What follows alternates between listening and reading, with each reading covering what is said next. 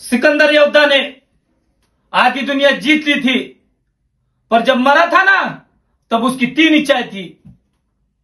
पहली, जिन हाकिमों ने मेरा इलाज किया है वो मेरे जनाजे कंधा देंगे ताकि दुनिया को पता चले रोग का इलाज करने वाले हाकिम भी मौत को हरा नहीं सकते।